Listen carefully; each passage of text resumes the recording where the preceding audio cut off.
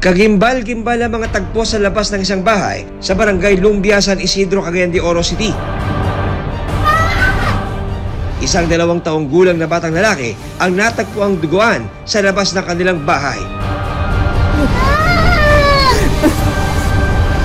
Habang ang 4 na taong gulang nitong kapatid, tad-tad ng saksak at nag-aagaw buhay. Paano sinapit ng mga bata ang malagim na krimen?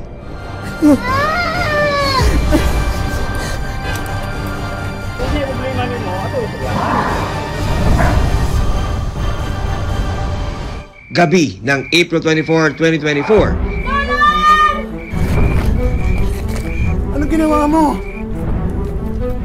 Isang reklamo ang nakarating sa San Isidro Municipal Police Station hinggil sa isang lalaki na nag-aamok umano sa kanilang barangay. May nag-report na may pananaga doon sa San Isidro, Barangay Lumbia. Kaya pumunta kami.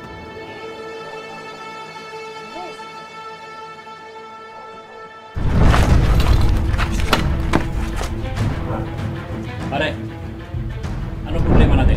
Pagdating sa nasabing lugar, nadatnan ng mga pulis ang isang lalaki na iwinawasiwas ang hawak na itak. So, ang nakita nila doon, ang sabi nila, yung suspect na parang hindi siya mapakali ba sa ginawa niya.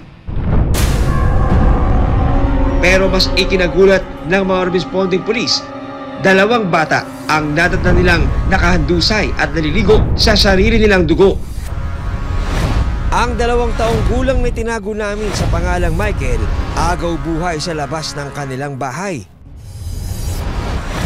Habang ang 4 taong gulang na si alias Geraldine, duguan at tad-tad ng saksak malapit sa hagdan ng bahay. Pagdating namin doon sa area po, yung biktima, yung 2 years old ay nagkaroon ng ng mga sugat sa katawan.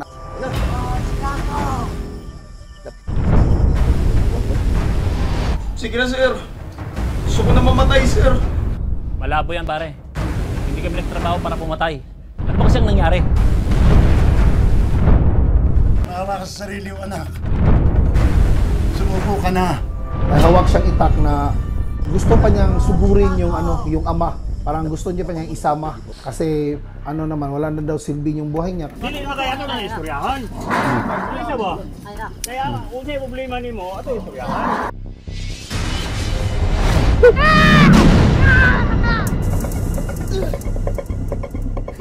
Ano ang motibo sa pag-aamok ng suspect? Makaligtas kaya ang 2 bata?